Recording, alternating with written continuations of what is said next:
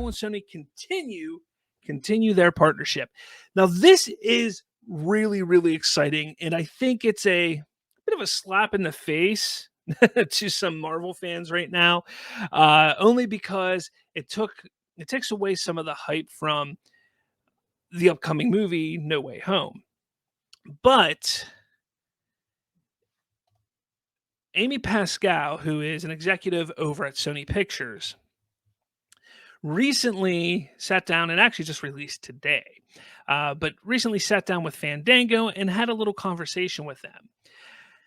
Now, as you can see, a little image here, Marvel Studios Spider-Man staying in the MCU. Now, Amy Pascal was asked a bunch of different questions about Spider-Man No Way Home, about the partnership with Marvel Studios, and so on and so forth. And there was one moment where she goes, "Hey, I want to say something here. Do you mind if I say something?" She goes, "This is not the last movie we're going to make with Marvel. This is not the last Spider-Man movie. We're getting ready to make the next Spider-Man movie with Tom Holland and Marvel. We're thinking of this as 3 films, and now we're going to go on to the next 3. This is not the last of our MCU movies." Now, here's the crazy thing. I pulled that directly off of Fandango, that quote there. But when you read further down to Fandango, and you go down into the actual thing here. So Fandango asks, as you wrap up the trilogy of films in collaboration with Marvel Studios, and she goes, "Can I say something about that?" It's slightly different. This is not the last movie that we're going to make with Marvel. This is not the last Spider-Man movie. We are getting ready to make the next Spider-Man movie with Tom Holland and Marvel. It just isn't part of... We're thinking of this as 3 films, and now we're going to get on to the next 3. This is not the last of our MCU movies. Okay, that makes sense. This is not the last of your MCU movies. I think that's been kind of the consensus around a lot of fans in the fandom, that this would not be the final Spider-Man movie in the MCU. But that has not been the question. The question is, how is it going to continue? Because, spoilers for those of you who haven't seen Venom, Let There Be Carnage, which was a horrendous film, much like the first one. But the post-credit scene does show Venom entering the MCU. But now we know that the next movie, or No Way Home, is going to dabble in the multiverse, and we know that Doctor Strange in the Multiverse of Madness is going to dabble in the multiverse. Now, I've never believed that the multiverse aspect of the MCU was going to be a long-term thing. I never thought that at all. I honestly thought, or believed, that this was going to be maybe like a 4-film arc at most, and that's kind of what it's turning out to be, because if you take a look at Loki, Spider-Man, Doctor Strange, and maybe Loki season 2 wraps it up.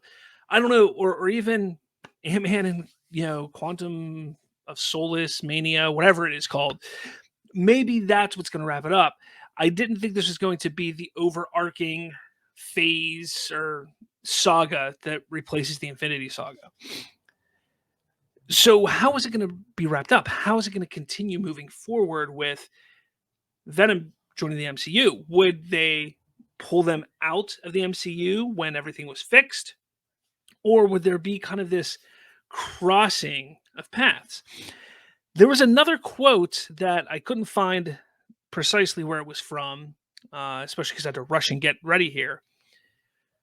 But Kevin Feige, just a few weeks back, did state that Spider-Man is an interesting character because he is the only character that can travel between universes, the Sony universe and the Marvel Studios universe.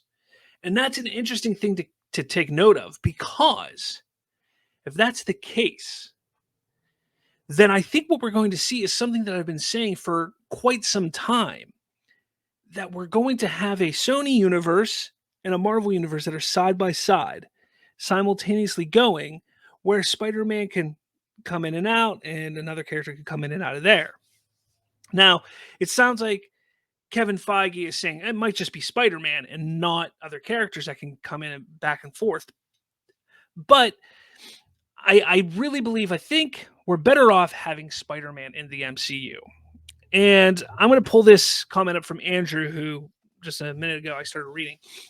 He goes, I'm going to pass because I never cared about Tom's story ever. Toby Maguire's the only one I cared for, so wake me up if we get Sam Raimi Spider-Man 4. And he goes, this is why I'm not happy about this. Andrew, I'm going to talk directly to you right now, man. I understand. I haven't been the biggest fan of Tom Holland's Spider-Man. Yeah, there are some issues with his films. I've enjoyed the movies for what they are. His portrayal has kind of gone up and down for me. I have at first I was like, oh, he's the best Peter Parker Spider-Man, and then maybe not so much. Oh, he's really good here. No, not so much. I get your love for the Raimi trilogy, especially the first two movies. Absolutely get your love for those. But I have to say that Spider-Man being in the MCU, I think, is important because he can bring some interesting stories to the forefront. I also want to bring this up real quick. And I don't know if you guys can see it very well, but we're getting ready to make the next Spider-Man movie with Tom Holland and Marvel. Now, let me read that again. The next Spider-Man movie with Tom Holland and Marvel. One more time. The next Spider-Man movie. The next. That is not necessarily saying that Tom Holland's Spider-Man is going to continue on after this next film that they're planning. A lot of people have been speculating that we're going to see Miles Morales at some point. And personally, that's what I want to see happen. I want to see Miles Morales now. We've now had 20 years of Peter Parker, 5 movies prior to the MCU. We're getting 3 more plus another one. So you're looking at almost 10 movies where it's all about Peter Parker. I think if they can switch it up, throw Miles Morales there, and still have Peter Parker from time to time, but the main focus be Miles Morales, I honestly think that's the way that they need to go. And I wouldn't be surprised if this next Spider-Man movie, speculation here, is Spider-Man vs. Venom, Miles Morales is introduced, and the next movie after that, it is Miles's franchise. That's just my belief. Andrew, what did you say? The MCU already ruined Spider-Man when Iron Man walked up to his doorstep. That's some of the issues I have with it. They made him Iron Man Jr., which I'm not a big fan of. I hate the Iron Spider suit. In concept, in comic form, in idea, it's a great idea to utilize it, one time, like an Endgame or not Endgame, Infinity War. Perfect time to use it, but they should have walked away from it in the next movie, which they kind of did. I will admit he only used it for a minimal amount of time, but it seems like this movie, he's got it again, and even a new one. To me, I'm over that. That's an aspect that I'm not a big fan of when it comes to the MCU Spider-Man. But that's not to say that I haven't enjoyed what they've done, because I love Homecoming. I love the Vulture. I'm a huge Michael Keaton fan. I really, really enjoyed Far From Home. I think Jake Gyllenhaal as Mysterio was excellent. I kind of wish they would have went a different direction with him, but again, that was my expectation. That's nothing bad on the movie. So again, I get I get how you feel about it, because they really did. I think they wanted so badly to get away from the Uncle Ben aspect that they shoehorned in Tony being that mentor for him. And that's a real shame, because the Uncle Ben aspect is a huge part of who Peter Parker is. It really is. Andrew says, with Sam Raimi's take, he did the comics perfectly. Toby was a shy, nerdy kid who becomes a superhero and follows responsibilities, struggling being a normal guy and being a superhero. And you're right. 100%, Andrew. Again, I agree. The only problem I have with the Raimi trilogy is Toby Maguire was like 45 years old when he started. I know he wasn't 45. It was an exaggeration. He was in his mid to late 20s portraying a 17-year-old, 18-year-old, and you could tell. You could definitely tell in that regard. But besides that, yeah, he got the nerdy aspect down. It's way better than the Amazing Spider-Man did. I did not see Andrew Garfield's Peter Parker as a nerd. I just didn't see it. He was smart, but he was a skater punk. And in the days that I went to high school, the skater punks weren't picked on or they weren't nerds. They were, I mean, they weren't the popular kids, but some of them were. So yes, the Raimi films did a lot better in that regard. But Tom Holland's Spider-Man, I mean, he's a nerd. They just didn't focus enough on the nerdy aspect in his smarts. They started to in Homecoming, but Far From Home got away from that. And you're right. And there's glimpses. Andrew says Spider-Man is not always about making jokes or being a teenager. Spider-Man is not always about making jokes. You're right. That's what that's what the Amazing Spider-Man did as well. Always joking, and the teenage angst with him and Gwen. That's all those two movies were. And that's a big reason why I didn't like those films so much. Plus, I didn't like the stories at all. I don't hate Tom Holland Spider-Man, and I really believe, and Tom Holland even himself has said that he doesn't want to be doing this into his 30s. And I think that's kind of him like saying, "Hey, Sony, I want to pass the torch to Miles. We have a perfect opportunity to have somebody I can pass the torch to. Let's do that." And I think that's coming up. And Sony would be foolish not to do it at this point, because you have a franchise that you can continue forward utilizing the same villains and actors and universe that you've established now over the past 6-7 years. At that point, introducing Miles Morales, having Tom Holland's Peter Parker in the background still, being able to show up from time to time, I think would be really huge. I do. I think it would be really huge. Andrew, so age is a problem when Peter Parker was in college in the comics after a few issues and Toby was a senior in high school. Not 100% sure what you're saying.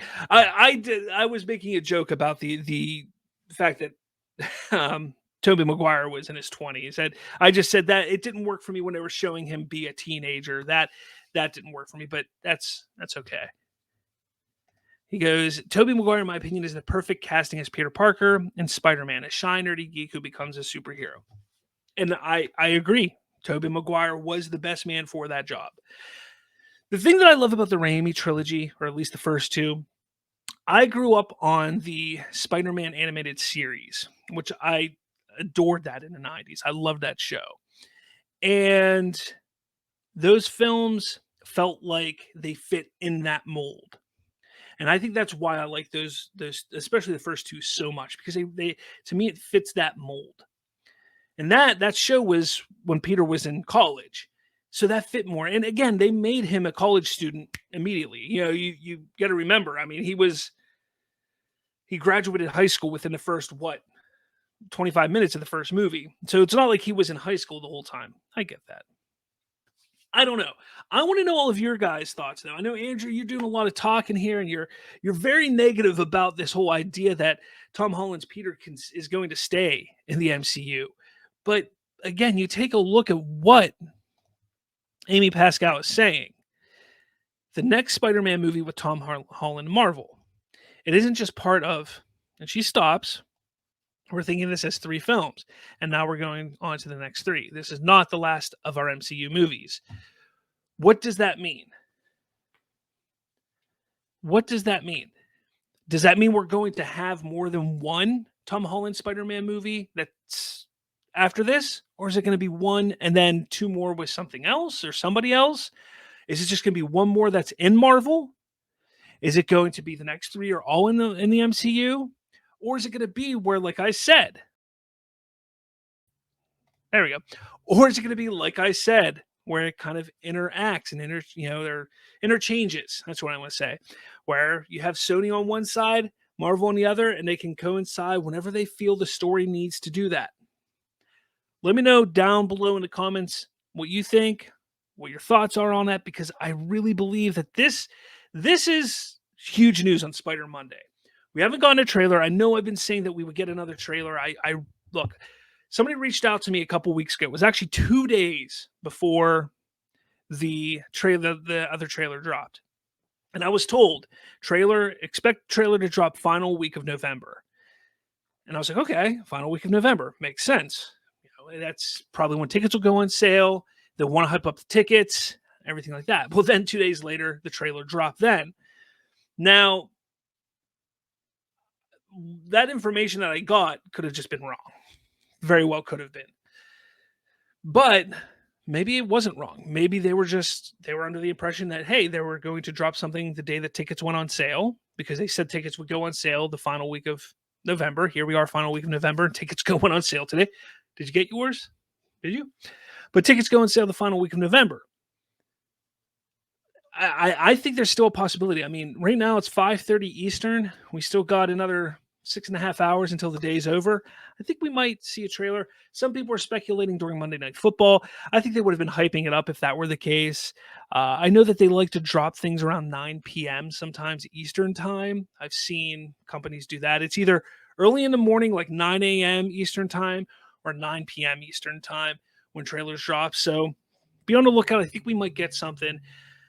But if we don't, we don't. And I think that's foolish on Sony. I think it was foolish for them to call this Spider Monday and not really have anything planned to help promote Spider-Man No Way Home or even anything else Spider-Man. I mean, the tickets went on sale. That's it.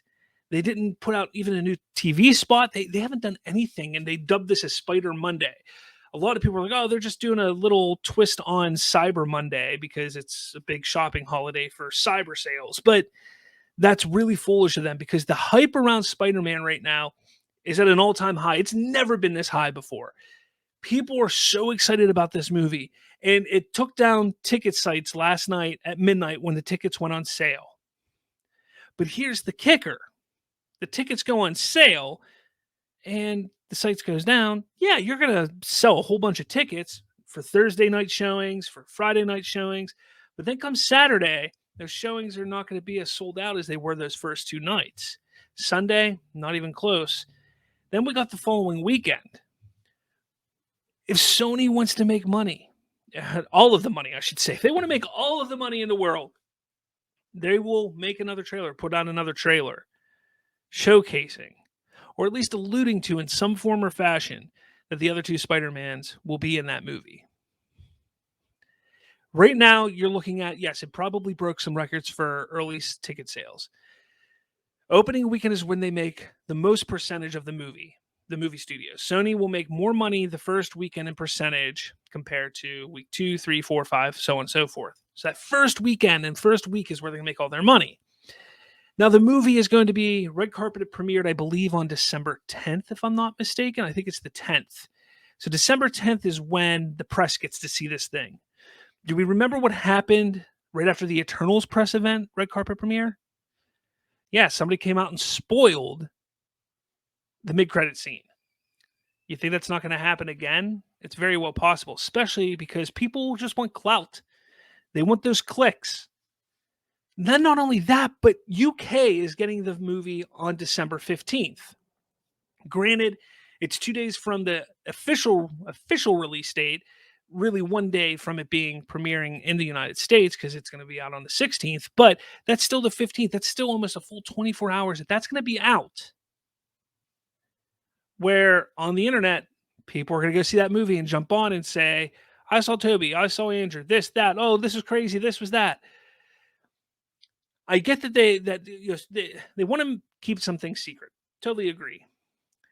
But movie studios are not in the secret keeping business. They are not in the surprise business. They're in the money making business. And they need to control the narrative here. Because I can guarantee there is a big difference from them showing a trailer where we are told Andrew and Toby are going to be in the movie, and them controlling the narrative and saying, get your tickets now, and all the tickets sell.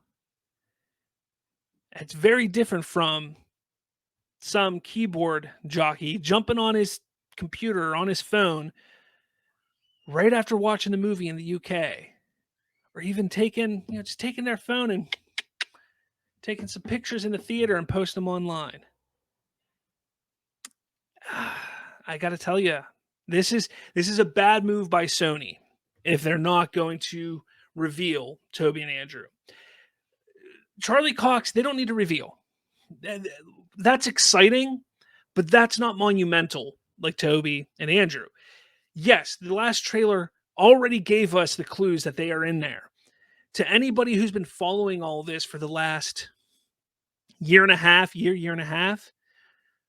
that trailer confirmed so many of the leaks.